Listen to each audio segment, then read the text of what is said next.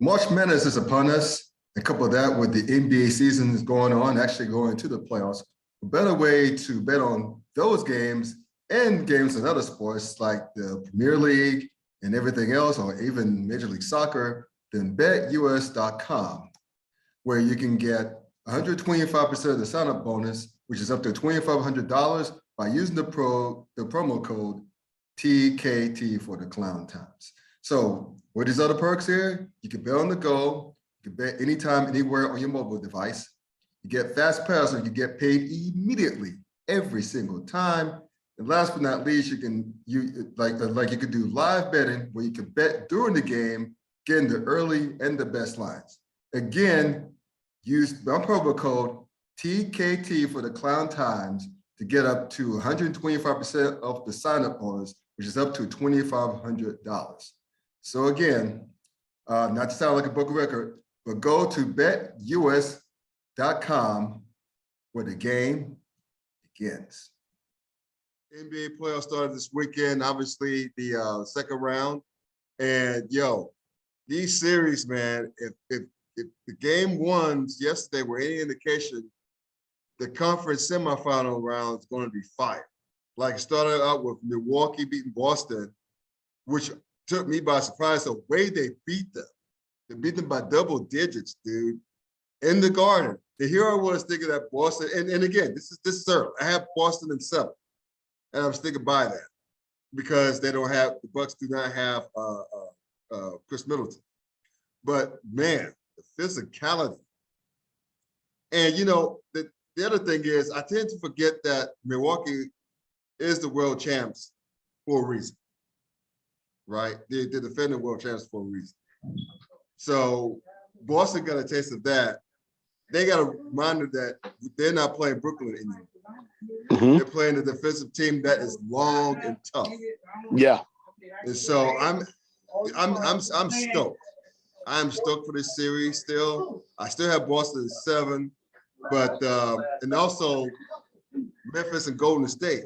That was a great game too. You know what I'm saying? I know that Draymond got his ass thrown out.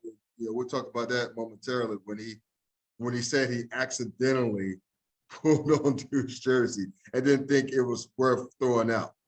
I agree with him on that note, given that we grew up in the 80s and 90s, but in NBA, that would have not been that wouldn't be any flex, any type of flex. That would have been dust your ass off, get your free throws, get your ass back down the court. It's different now, obviously. But but a little of the law, yes. But me personally, in the playoff basketball, I ain't have a problem. But anyway, that's going to be a great series as well. I have Memphis in 7. I'm sticking with that as well. Well, actually, no. I take that back. I said on my vlog the other day, I have Memphis in 7. I really chose Golden State at first at 6 because they've been there and done that. The experience thing. But anyway, enough about that. So I still give Boston a chance to win in 7. What were your thoughts on Boston, like kind of getting pimp slapped around their own crib by Milwaukee game? Yeah, I mean they got bully footed at the crib, which is extremely hard to swallow, especially in the semis of a playoff series. But one of the things, or I would say the biggest thing that stood out to me was the shooting of the Boston Celtics in that series, especially from their key players, Jason Tatum, Jaylen Brown, and Marcus Smart were combined 13 of 41. Yeah. And I'm wondering how that injury is going to affect him come game 2. Yeah, the quad injury. Yeah, that's crazy. Yeah. You missing the defensive player of the year in this series where you most definitely going to need him. It's going to be very difficult for them to win this series. Right. But as a team, they shot the 33 in the third from the field. They shot 18 of 50 from 3, which is abysmal. And when you go ahead and you allow, of course, everyone's going to talk about, or everyone has been talking about, Giannis Antetokounmpo and his triple-double. But we also got to talk about your boy Drew Holiday, who put up 25, 9, 5, and had 3 steals in that game. Yes, and this is the same. Great. Yeah, right. Yeah, and this is the same Drew Holiday that averaged 16 and 5 during that last series. So if you can continue to get play from him like that with Middleton and what's your boy George Hill being out, that'll be wonderful for the Bucks. But that's the thing. Will they be capable of getting that type of play out of him on a consistent basis? I'm going to question that, whether or not that's going to be the case again if Marcus Smart is capable of coming back. And then, of course, I know for sure that the Celtics will make adjustments. But yeah, I'm with you. I truly believe that this series will go 7. And like you, I am leaning towards the Boston Celtics winning that series. Yeah, you know what? It's like I'm looking at the stats right now, dude. Both teams didn't shoot above 45% from field. Milwaukee shot 41%. Boston shot 33%. Ouch. Both teams shot less than 40% from 3. Milwaukee 35, Boston 36. They both shot okay from the free throw line, but I don't see Boston missing that many shots again. And to your point, I mean that Boston's coach, I think he's a hell of a coach in his first season. He's going to make his adjustments. He's going to figure out how, three teams have to build a wall against the Greek Freak in the playoffs, but Milwaukee turned tail and built a wall on Boston, right? You saw that they wouldn't get much in the sorry, I just typed this up. In the lane all series. I mean, all game 1. I mean, Jason Tatum was only 6 of 18 from the field. Jaylen Brown was only 4 of 13. And if you take away the 3-point attempts, they weren't that much better. I mean, Jason Tatum hit only 2 out of 9 outside of 3-point shots. Right. Mm-hmm. And Jaylen Brown was only 1 of 4 outside. So, again, they're gonna. The coach is gonna make adjustments, but it's gonna be tough. It's gonna be rough, and it also didn't help that both teams rebound the ball very well, but Boston, you think a team who has 48 rebounds will win, except Milwaukee had 54. So yeah, it wasn't just the fact that they were out rebounded. The Bucks. I'm not going to sit here and say that it was all Boston and poor shooting. Right. The Bucks played pretty good defense, a damn good defense. Exactly. And shockingly so for me, Drew Holiday. Right. So yeah, again, if they can continue to get that play throughout the series, the Bucks will win it. But like I said before, I'm sticking with my pick of the Celtics advancing. Yeah. But they said you saw that play where Giannis went off the backboard to himself, right? That was sweet. That was awesome. For a big man to do that. But didn't we see him do something like that in the All-Star game, either this past All-Star game or the one prior? Maybe. I didn't watch the All-Star games last couple of years. So maybe you're probably right. I kind of gave up on All-Star. But the thing is, the All-Star game, well, now it has gotten more fun, in my opinion, especially with the rule that they have, where I guess they would call it the Kobe rule in essence. Right. Correct. With the 24 points added to the highest total in the final quarter, and whoever gets there first wins. And they've all been tight since then. Mm-hmm. But yeah, it's the dunk contest, which is the issue right now. Right. And they need to take that dog out back and shoot. They just need to get rid of that. Big names aren't going to do it, and and these fresh faces are doing way too much to try to impress. Exactly. So let's take it out back and shoot. We don't miss it. Moving right along to Golden State, Memphis. As I mentioned earlier, it was a great game 1. It's back and forth. Memphis jumped out on top early. Golden State had the patent runs in the third quarter, but Memphis came back, hung in there. There was missed John Morant layup that was challenged. That was definitely challenged by Klay Thompson, who's a great defender. We all know how great a defender he is, and that sealed the game 1 win for Golden State. Here's the thing that concerns me if I'm a Memphis Grizzlies fan.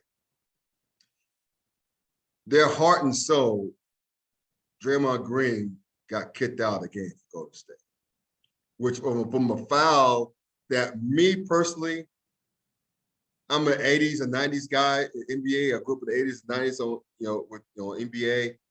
I didn't think that warranted any ejection.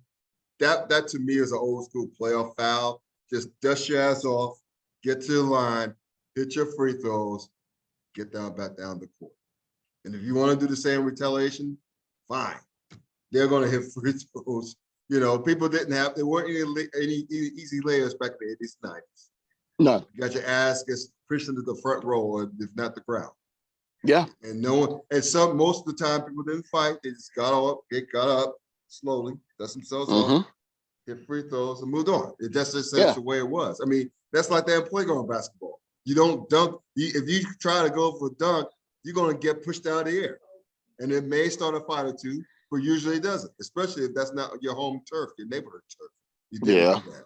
So, I get why the NBA has these rules now. I mean, since, post Malice in the Palace, so the letter of the law, I suppose, Draymond had to be kicked out. But we watch these playoff games, we watch for the stars. We don't watch for the officiant. We watch for the stars, right? Yeah. So that's why I was disappointed when Draymond, but he was saying that all of that. The Draymond's excuse, come on, D, y'all know better than that. Now, I agree from the standpoint that he thinks that it's softer now. I agree with him on that, as far as how it's officiated. But for the letter of the law, he was dead ass. And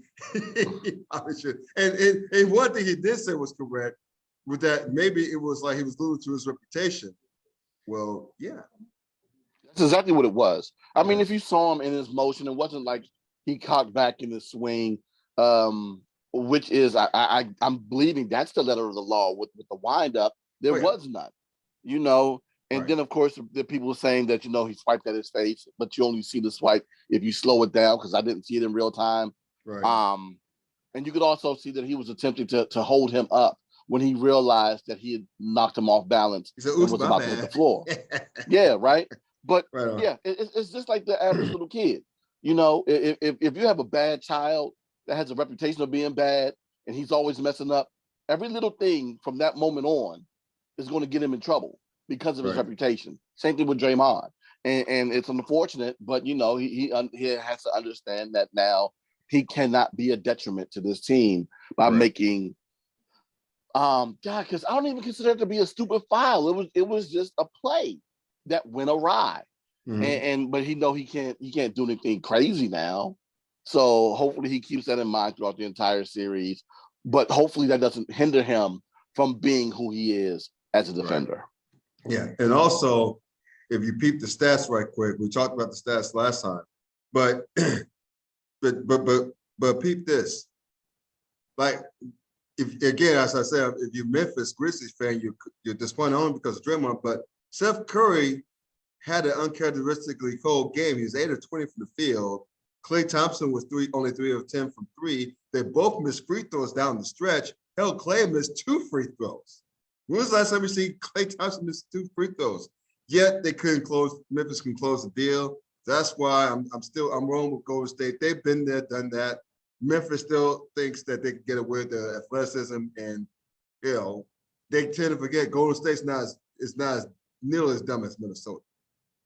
I mean, Minnesota should have closed. That Minnesota series should have ended with the Timberwolves winning in 5 games. Minnesota's just too dumb of a basketball team. That's why Memphis in the second round. So that's why I like Golden State anyway. That's one of the things, of course, they have the veteran experience, but they also have a bunch of young players on this team. We're starting to see right now that Jordan Poole is for real with his 31 points, 8 boards, 9 assists, and 2 blocks after averaging 21, 2 and 5 in the previous series. But it was Andrew Wiggins in game 1 who gave us 17 and 8 after averaging 14 and 7 in game 1. I mean, I'm sorry, not game 1, but in the first series. So if you can continue to get good play out of both of them, as well as Steph and Klay playing like their normal selves, this series might end up ending quicker than what people think.